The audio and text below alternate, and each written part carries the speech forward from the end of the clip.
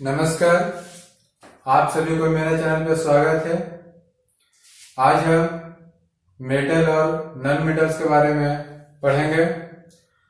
तो जो लोग मेरा एसिड बेस सॉल्ट का लेक्चर नहीं देखे हैं वो कृपया करके मेरा लेक्चर देख लें, क्योंकि आज जो हम चैप्टर पढ़ेंगे वो एसिड बेस सॉल्ट से बहुत रिलेटेड पॉइंट्स इसमें मिलेगा। तो आइए देखते हैं मेटल्स एंड नॉन मेटल्स क्या है। तो सबसे पहले हम एलिमेंट को डिफाइन करते हैं। एलिमेंट क्या होता है? Element is a pure substance. Element एक प्योर सब्सटेंस है which is neither be broken into two और मोर सिंपलर सब्सटेंस। एलिमेंट एक ऐसा प्योर सब्सटेंस है जिसको हम दो या दो से ज्यादा भाग में नहीं तोड़ सकते हैं, नॉर नहीं तो फॉर्म्ड बाय टू और मोर सिंपलर सब्सटेंस, नहीं तो ये दो या दो से ज्यादा सिंपलर सब्सटेंस मिलकर बनेगा। हम कह सकते हैं एलिमेंट एक ऐसा प्योर सब्सटेंस है जो दो या दो से ज्यादा सिंपलर सब्सटेंस मिलकर नहीं बनेगा, नहीं तो ये दो या दो से ज्यादा सिंपलर सब्सटेंस में क्या होगा? टूटेगा। तो हम लिख सकते हैं इसे, एलिमेंट को डिफाइन कैसे करेंगे? ये क्या है?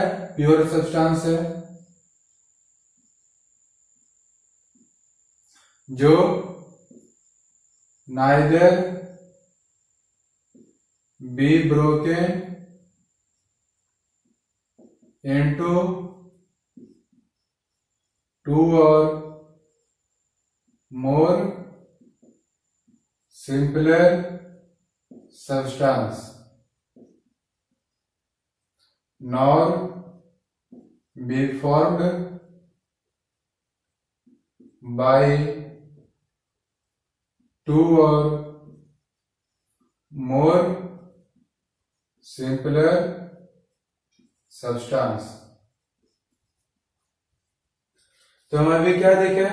एलिमेंट एक प्योर सब्सटेंस है जो ना ही तो दो या दो से ज्यादा सिंपल सब्सटेंस में टूटेगा, नहीं तो दो या दो से ज्यादा सिंपल सब्सटेंस से मिलके बनेगा। अब element, total number of elements कितना है अभी तक? 118, जिसमें से 92 मेटल्स है, 6 मेटोलाइड है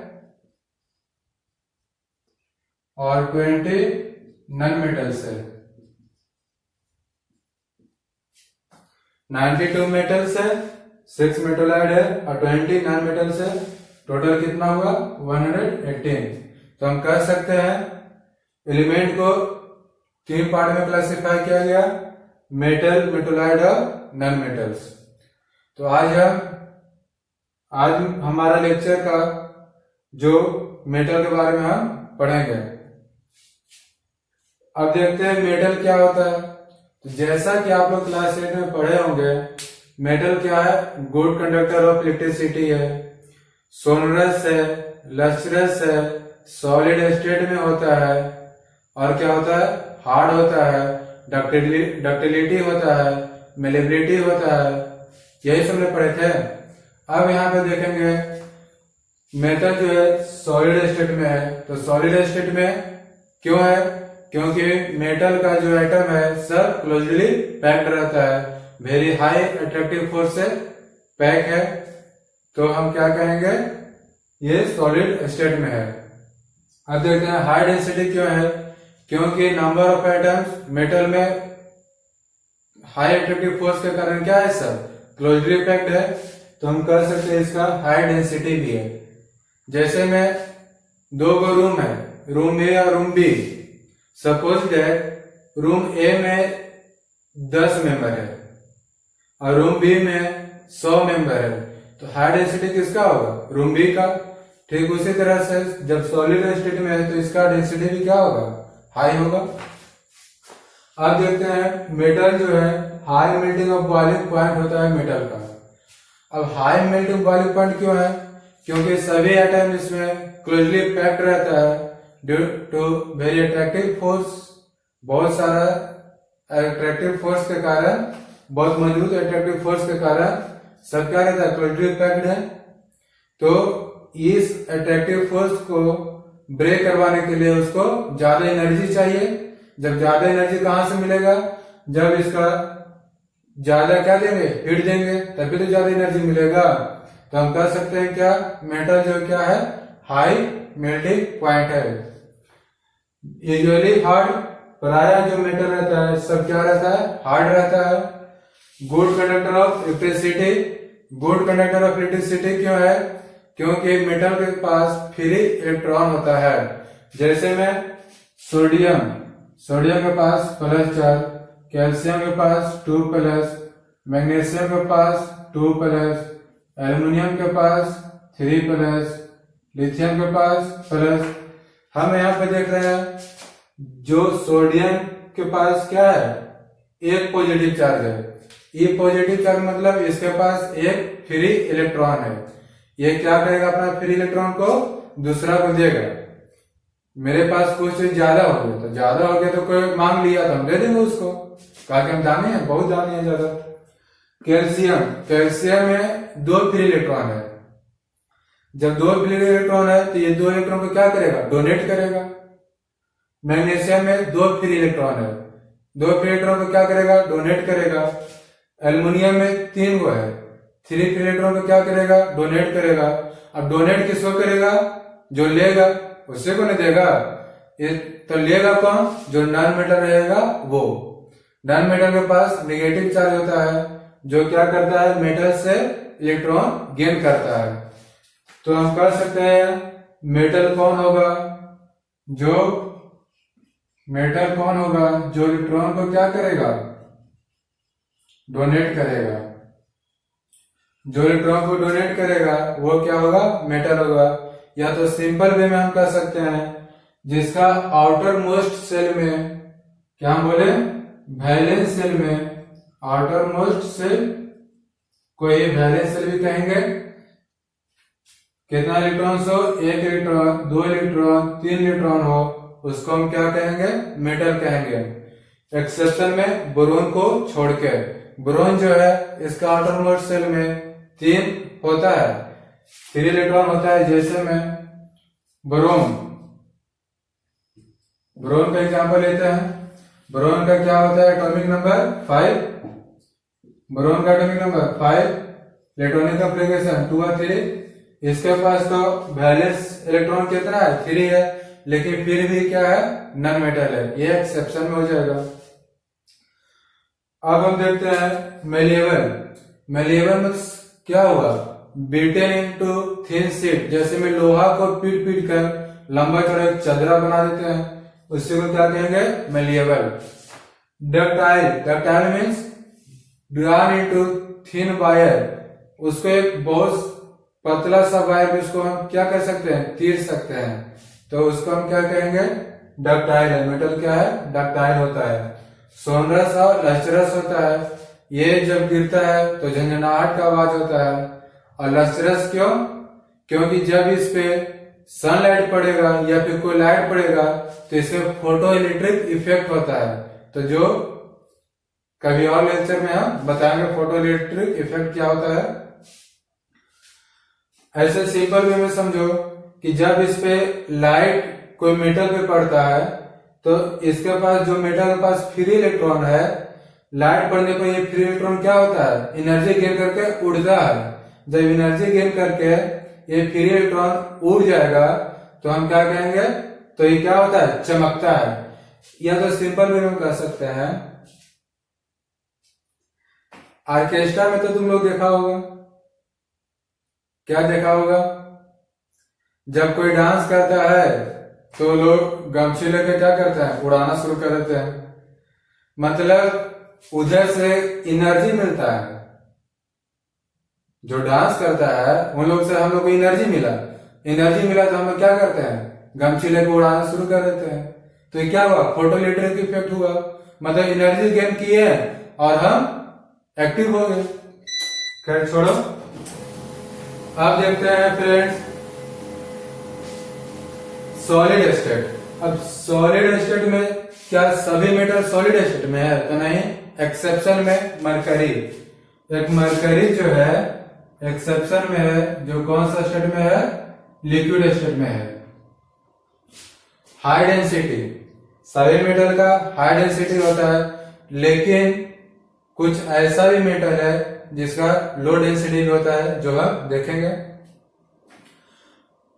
हाई मेल्टिंग बॉइलिंग पॉइंट, सभी मेटल का हाई मेल्टिंग का बॉइलिंग पॉइंट नहीं होता है।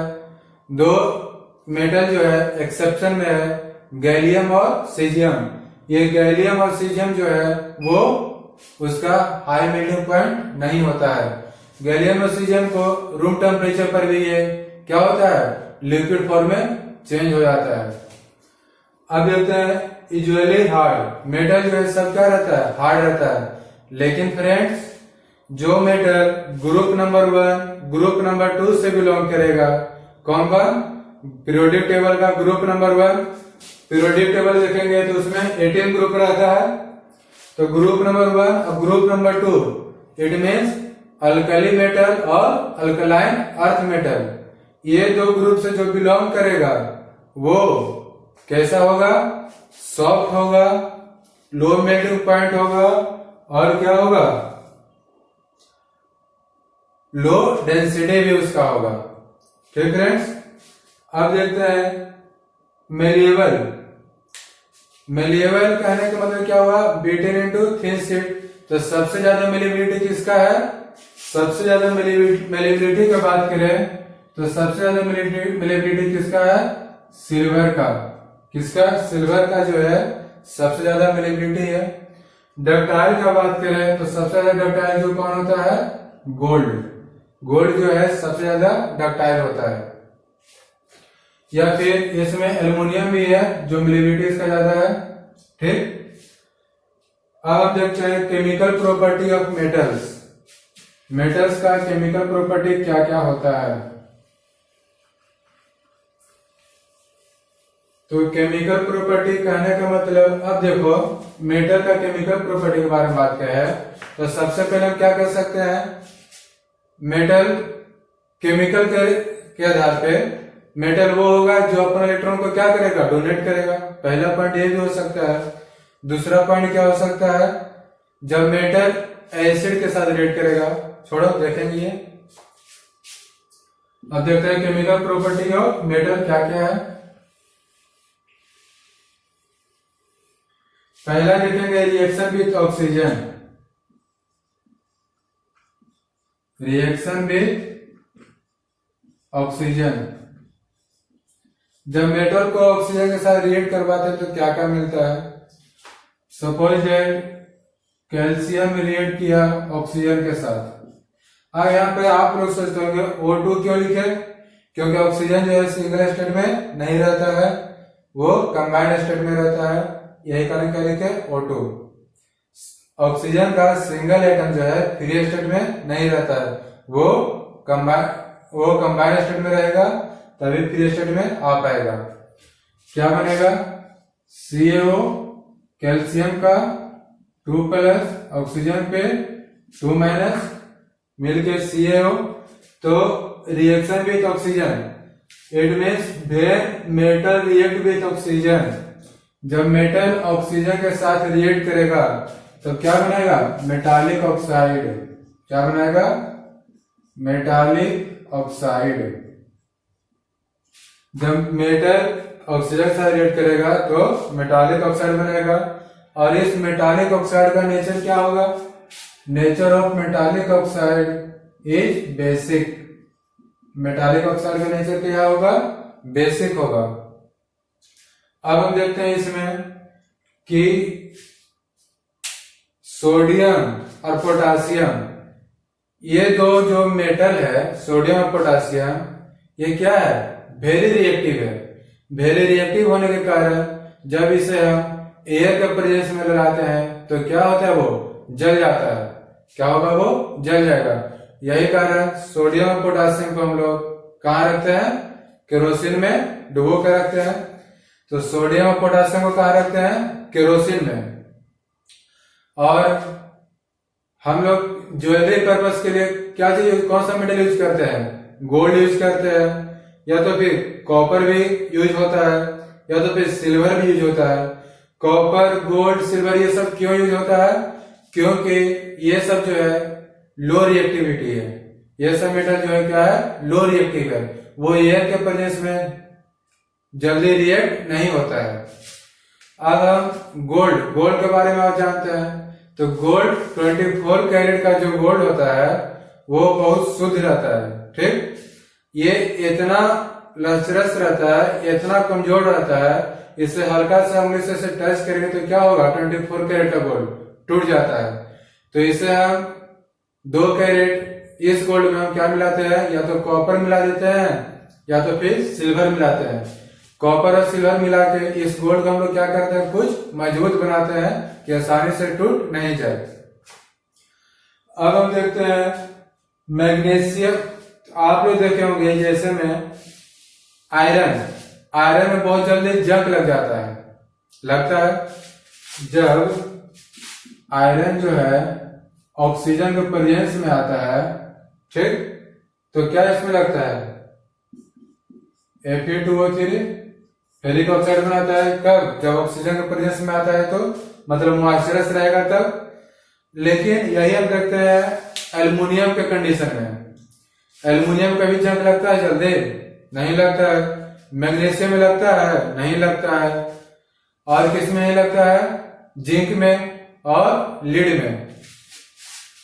एल्युमिनियम, जिंक, लीड या फिर मैग्नीशियम, ये सब में जो है रस्टिंग का प्रोसेस नहीं होता है। रस्टिंग का प्रोसेस बहुत स्लो रहता है, न के बराबर रहता है, बहुत स्लो रहता है। अब देखते हैं क्यों रहता है बहुत स्लो। तो जो एल्युमिनियम है, एल्युमिनियम के मेटल पे एक लेयर से कवर कर देते हैं। एल्युमिनियम का मेटल पे एक लेयर से कवर करते हैं, उस लेयर को कहेंगे एल्युमिनियम ऑक्साइड। एल्युमिनियम के मेटल पे एक लेयर से कवर किए, उस लेयर को क्या किए, एल्युमिनियम ऑक्साइड। और ये जो प्रोसेस हुआ एल्युमिनियम ऑक्साइड के लेयर से कवर करने के लिए कोई भी मेटल पे, इसे को हम एनोडाइजिंग भी कहते हैं। इसे को हम क्या कहते हैं, एनोडाइजिंग। अगर जो आपसे कोई एनोडाइजिंग का डेफिनेशन पूछे तो क्या कहिएगा, the process by which we coat the aluminum oxide to the other metal। कोई दूसरा मेटल पे हम एल्युमिनियम ऑक्साइड का लेयर चढ़ाते हैं, उससे प्रोसेस को हम क्या कहते हैं, एनोडाइजिंग। ठीक फ्रेंड्स। अब जिंक में तो रस्टिंग का प्रोसेस नहीं होता है, रस्टिंग उसमें नहीं होता है। क्यों नहीं होता है, क्योंकि जिंक जो है, जिंक मेटल पे जो लेयर रहता है वो किसका लेयर रहता है, ZnO, जिंक ऑक्साइड का लेयर रहता है।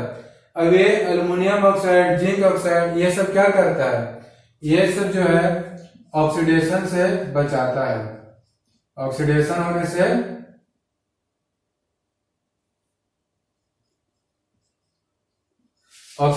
से क्या करता है, प्रिवेंट करता है।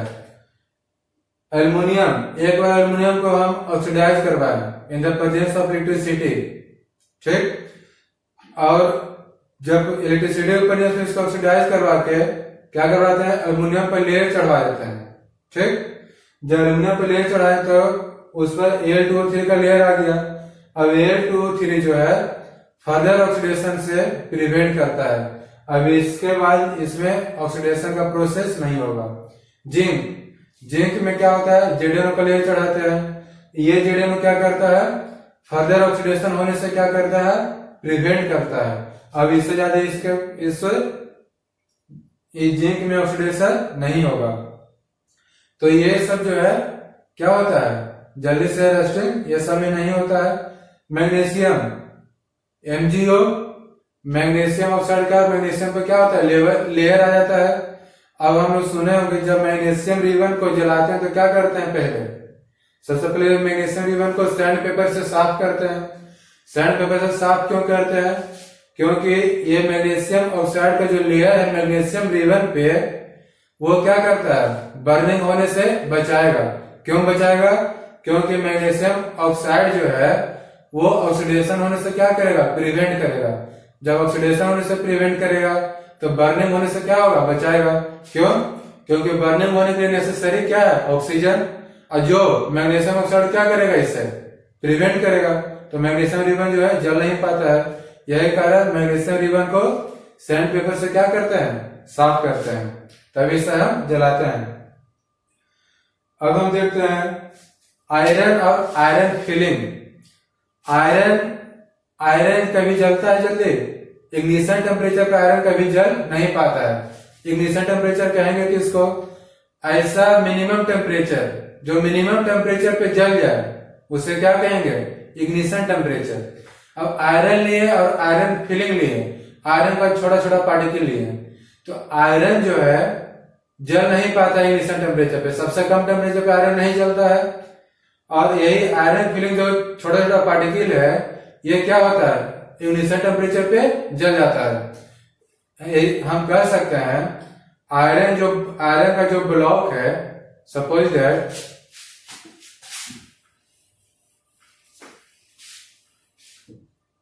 आयरन का एक ब्लॉक है, ठीक, यहाँ पे आयरन का छोटा छोटा पार्टिकल है। आयरन ब्लॉक को हम जब कैंडल के नजदीक लेके गए, ये क्या जल पाएगा, नहीं। जब आयरन फिलिंग को हम कैंडल के नजदीक स्प्रे करवा दिए, स्प्रेड आउट कर दिए, जब हम फ्लेम के नजदीक आयरन फिलिंग को स्प्रेड आउट करते हैं तो क्या होता है, जल जाता है। अब ऐसा क्यों होता है? क्योंकि इसका लेयर, इसका सरफेस एरिया से सबसे ज्यादा सरफेस एरिया किसका होगा, आयरन फिलिंग का। क्यों? क्योंकि इसमें जब हम हीट करवाएंगे तो हीट करवाएंगे, सपोज हम यहाँ पे हीट करवाएंगे, तो यहाँ पे हीट करवाएंगे तो सिर्फ इतना दुगना पार्टिकल है, यहाँ पर अभी हीट हुआ, तो इसका सरफेस एरिया भी क्या है, कम है। अब हम इसको हीट करवाएंगे तो ये पार्टिकल जो है इसका सभी पार्ट क्या होगा, हीट होगा, इसका सभी पार्ट क्या होगा, हीट होगा, इसका सभी पार्ट क्या होगा, हीट होगा। तब क्या होता है, आयरन फिलिंग जो है जल जाता है। हम ये कह सकते हैं कि due to increase in the surface area iron filing are burned. Surface area increase होने के कारण आयरन फिलिंग जो है वो क्या होता है, जल जाता है। और सरफेस एरिया इसका क्या है, बहुत कम है, यही कारण वो जल नहीं पाता है। या तो हम लिख सकते हैं रेट ऑफ रिएक्शन, क्या लिख सकते हैं, rate of reaction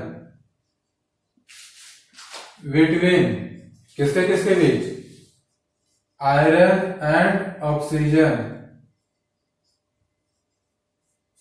iron and oxygen are directly proportional to surface area.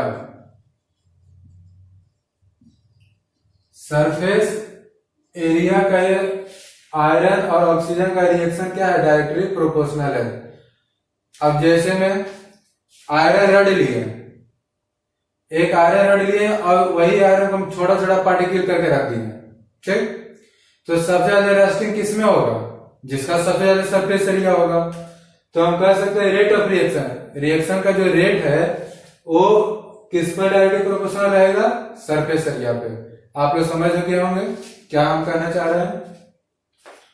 अब हम देखते हैं एम्फोटेरिक ऑक्साइड।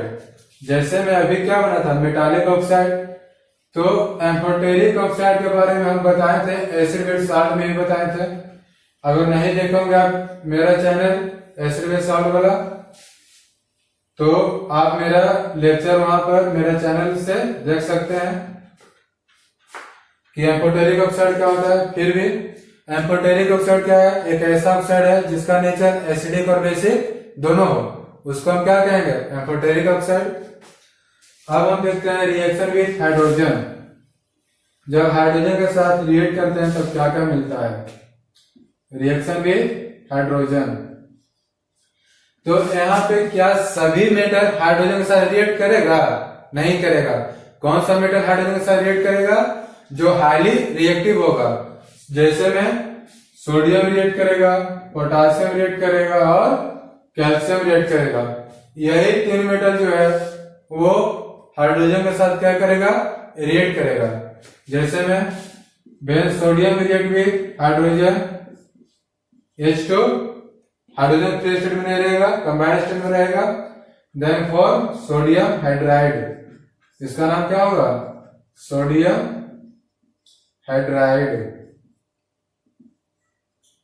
तो रिएक्शन विद हाइड्रोजन में क्या देखें, सभी मेटल हाइड्रोजन के साथ रिएक्ट नहीं करता है, जो हाईली रिएक्टिव होगा वही सोडियम के साथ रिएक्ट करेगा।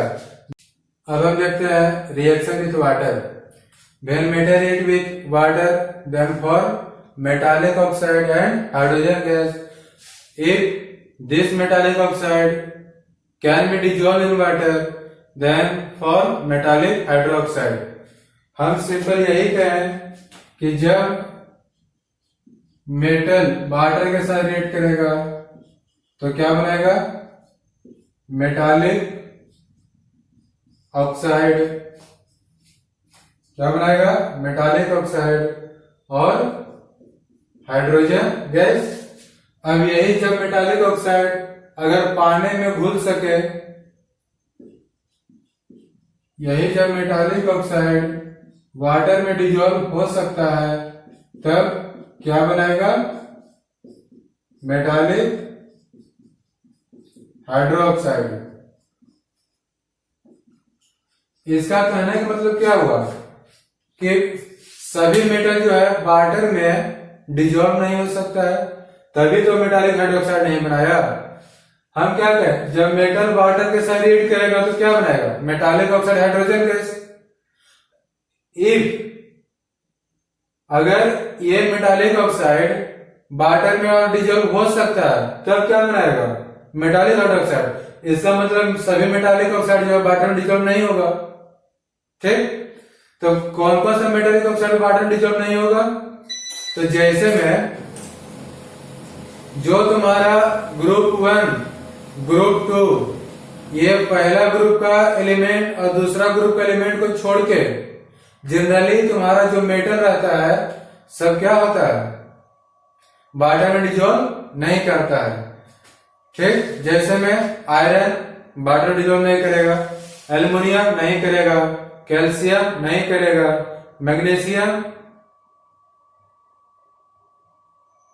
कैल्शियम ग्रुप नंबर 2 से बिलोंग करता है, करेगा। मैग्नीशियम ग्रुप नंबर 2 से बिलोंग करता है, करेगा।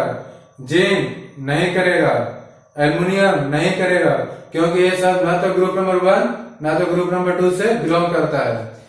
तो जो ग्रुप नंबर 1 और 2 से बिलोंग करेगा वो वाटर में डिजॉल्व करेगा, और जो ग्रुप नंबर 1 और 2 के छोड़ के और के ग्रुप से बिलोंग करेगा तो जनरली वो सब वाटर में डिजॉल्व नहीं करेगा। तो हम देखते हैं जब मेटल वाटर के साथ रिएक्ट करेगा तो क्या बनेगा, मेटालिक ऑक्साइड। और यही जब मेटालिक ऑक्साइड वाटर में डिजॉल्व हो सकता है तो क्या बनेगा, मेटालिक हाइड्रोक्साइड। जैसे में Fe जब रिएक्ट करेगा वाटर के साथ क्या बनाएगा, Fe2O3 प्लस हाइड्रोजन गैस। अब ये क्या फेरस ऑक्साइड वाटर से रिएक्ट कर सकता है, नहीं। जब नहीं करेगा तो क्या फेरस हाइड्रोक्साइड नहीं बनाएगा। दूसरा एग्जाम्पल हम लेते हैं sodium. When sodium react with water then form sodium oxide and hydrogen gas.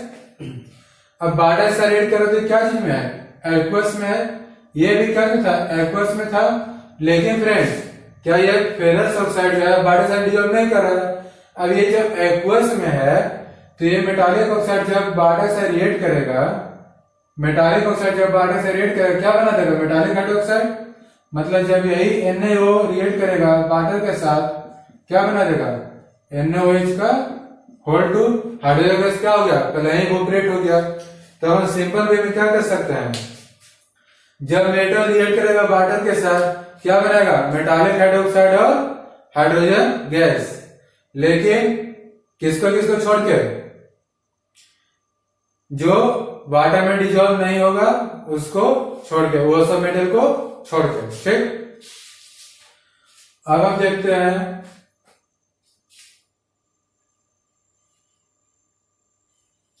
कि कौन सा मेटल किस तरह का वाटर के साथ क्या करेगा, रिएक्ट करेगा। जैसे हम ले लिए सोडियम और पोटासियम, पोटासियम और सोडियम, ये दो मेटल जो है हाईली रिएक्टिव है और हाईली एक्सोथर्मिक है। हाईली एक्सोथर्मिक क्यों है? क्योंकि इसमें से जो हाइड्रोजन गैस रिलीज होगा वो क्या होता है, हाईली एक्सोथर्मिक के कारण हाइड्रोजन गैस बर्न कर जाता है।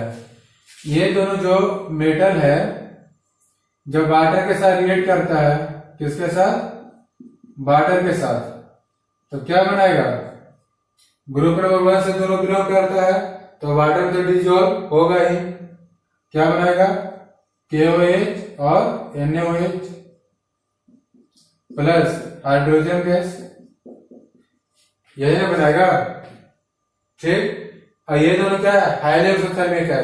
जब ये दोनों हाईली एक्सोथर्मिक है तो हाइड्रोजन गैस को क्या करेगा, immediately burn out, hydrogen gas को तुरंत जला देगा। जला देगा तो क्या होगा, हीट रिलीज भी करेगा। तो ये दोनों कैसा वाटर से रिएक्ट करेगा, कोल्ड वाटर के साथ। ठीक, अब हम देखते हैं कैल्शियम। कैल्शियम भी कैसा वाटर से रिएक्ट करेगा, कोल्ड वाटर के साथ। क्या बनाएगा, COH का होल 2 प्लस H2। कैल्शियम भी रिएक्टिव है लेकिन हाईली एक्सोथर्मिक नहीं है। जब ये हाईली एक्सोथर्मिक नहीं है तो हाइड्रोजन गैस को बर्न आउट नहीं करवा पाता है। ठीक, अब हम नेक्स्ट एग्जांपल देखते हैं मैग्नीशियम। जब वाटर के साथ रिएक्ट करेगा, मैग्नीशियम कैसा वाटर से रिएक्ट करता है, हॉट वाटर के साथ। ये सब याद करना पड़ेगा तुम लोग को। कैसा वाटर के साथ, हॉट वाटर के साथ। कोल्ड वाटर के साथ मैग्नीशियम रिएक्ट नहीं करता है। क्यों नहीं करता है, वो हायर क्लास से पढ़ेंगे। क्या बनाएगा, MgOH का होल 2 प्लस H2। अब यहाँ पे कैल्शियम और मैग्नीशियम कौन सा ग्रुप से बिलोंग कर रहा है, ग्रुप नंबर 2। कौन सा ग्रुप से, देखो पीरियोडिक टेबल पता चल जाएगा। ग्रुप नंबर 2 से बिलोंग कर रहा है, ये ग्रुप नंबर 1 से बिलोंग कर रहा था। ठीक, अब हम देखते हैं एग्जाम्पल में एल्युमिनियम, जिंक, आयरन। ठीक, ये तीन जो जीव जंतु है, ये तीन जो जीव जंतु है, ये बोलता है न तो हम हॉट वाटर के साथ रिएक्ट करेंगे न तो हम कोल्ड वाटर के साथ रिएक्ट करेंगे। तो कौन सा वाटर के साथ रिएक्ट करेगा, ये स्टीम के साथ रिएक्ट करेगा। जब वाटर तुम्हारा कौन सा फॉर्म में रहेगा, स्टीम के फॉर्म में रहेगा। ठीक, तब ये क्या करेंगे बाबू साहब, रिएक्ट करेंगे। ऐसे ही रिएक्ट नहीं करेंगे। कौन कौन, एल्युमिनियम, जिंक और आयरन। अब देखो ये सब जो है ना तो ग्रुप नंबर 1 से बिलोंग करता है ना तो ग्रुप नंबर 2 से। ग्रुप नंबर 1 से बिलोंग नहीं करता है, ग्रुप नंबर 2 से भी बिलोंग नहीं करता है। तो ये सब जो है क्या मेटालिक हाइड्रोक्साइड बनाएगा, नहीं बनाएगा।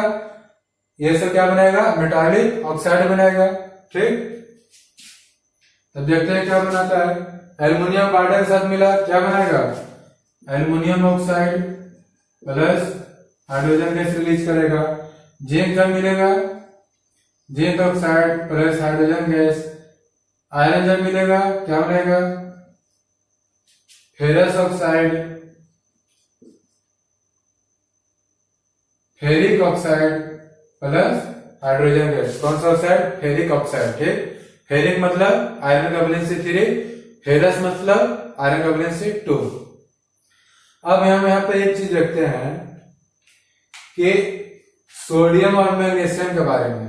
ठीक, सोडियम और मैग्नीशियम जो है ये दो से, इससे जब क्वेश्चन पूछा एग्जाम में तो ये दो के बारे में पूछेगा।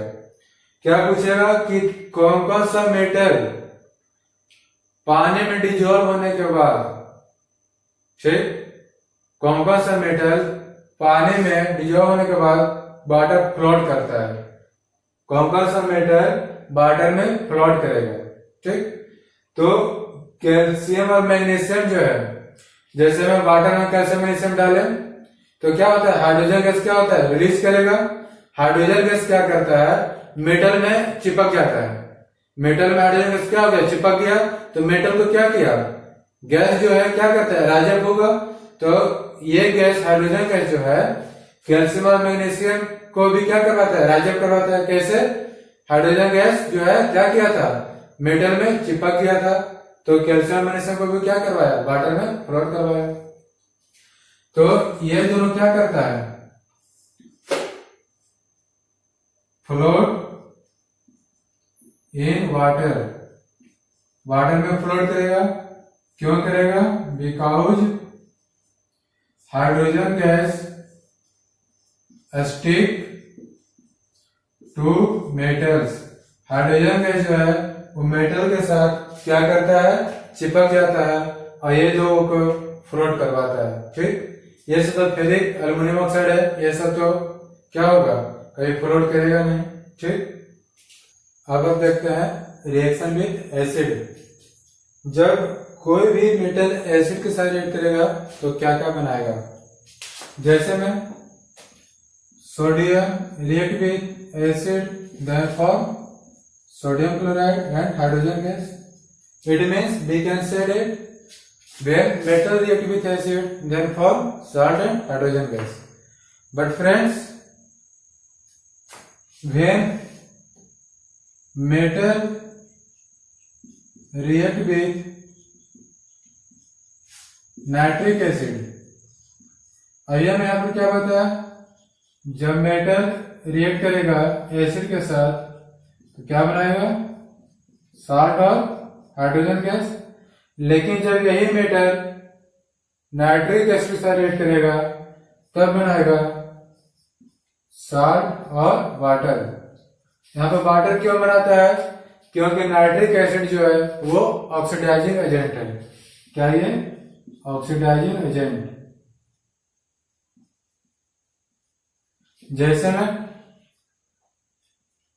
Potassium react with HCl then form KCl plus H2O।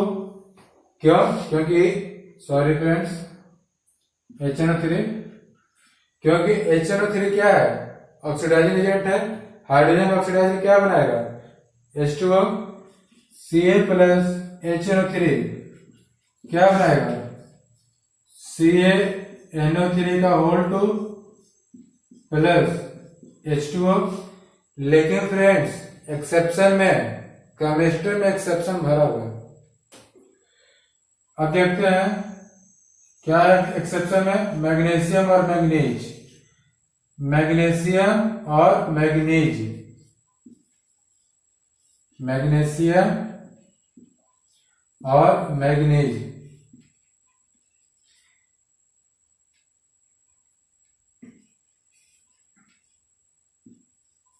ये दो एलिमेंट है, ये दो मेटल है, नाइट्रिक एसिड के साथ रिएक्ट करकर, किसके साथ, नाइट्रिक एसिड के साथ रिएक्ट करकर क्या बनाता है, साल्ट और हाइड्रोजन गैस। हाइड्रोजन गैस से बनाता है, इसमें वाटर नहीं बनाता है। क्यों नहीं बनाता है, ये तो ऑक्सीडाइजिंग एजेंट है, लेकिन ये तो क्या, रिड्यूसिंग एजेंट। तो क्या करेगा, वाटर तो बनेगा लेकिन लास्ट में रिड्यूस करवा के हाइड्रोजन गैस रिलीज करवाएगा। ठीक, अब हम देखते हैं what happen when metal react with conc sulphuric acid. जब कॉन्क सल्फ्यूरिक एसिड के साथ मेटल रिएक्ट करेगा तो क्या बनाएगा, किसके साथ, कॉन्क सल्फ्यूरिक एसिड, मतलब कंसंट्रेटेड सल्फ्यूरिक एसिड के साथ कोई भी मेटल, कोई भी मॉडरेट रिएक्टिव मेटल रिएक्ट करेगा तो क्या बनाएगा, CuSO4 साल्ट बनाएगा, सल्फर डाइऑक्साइड बनाएगा और वाटर बनाएगा। वाटर क्यों बनाएगा, क्योंकि सल्फ्यूरिक एसिड क्या है, डिहाइड्रेटिंग एजेंट है, और कंसंट्रेटेड होने के कारण इसमें क्या बनाएगा, वाटर बनाएगा। ठीक फ्रेंड्स, अभी इसी में जब लिखते हैं Ca प्लस H2SO4 डायल्यूट में है। ठीक, जब डायल्यूट में है तो क्या यहाँ पर बनाएगा, यहाँ पर बनाएगा CaSO4 डायल्यूट में है, तो डायल्यूट में है तो सल्फ्यूरिक एसिड, सॉरी डाइल्यूट में है तो सल्फर डाइऑक्साइड का फॉर्मेशन नहीं करेगा। कब करेगा? जब कंसंट्रेटेड रहेगा तब क्या बनाएगा? SO2 plus H2O। Sorry friends, क्या बनाएगा? CSO4 plus H2O। ठीक, तो देखिए कि कंसंट्रेटेड सल्फ्यूरिक एसिड के साथ रिएक्ट करेगा साल्ट, सल्फर डाइऑक्साइड और हाइड्रोजन गैस, लेकिन यही जब डाइल्यूट सल्फ्यूरिक एसिड के साथ रिएक्ट करेगा साल्ट और वाटर बनाएगा, सॉरी साल्ट और हाइड्रोजन गैस बनाएगा। ठीक, अब यहाँ पे वाटर क्यों नहीं बनाया? वाटर क्यों नहीं बनाया? क्योंकि डाइल्यूट सल्फ्यूरिक एसिड है, तो डाइल्यूट सल्फ्यूरिक एसिड है तो सल्फ्यूरिक एसिड का प्रेजेंस क्या बहुत कम है, बहुत कम होने के कारण इसको डिहाइड्रेटिंग नहीं करवाता है। ठीक, डिहाइड्रेटिंग मतलब रिमूविंग ऑफ वाटर। ओके, और हम इसमें कुछ देख लेते हैं। वे copper with concentrated nitric acid, जब कॉक नाइट्रिक एसिड के साथ कॉपर रिएक्ट करेगा तो क्या बनेगा?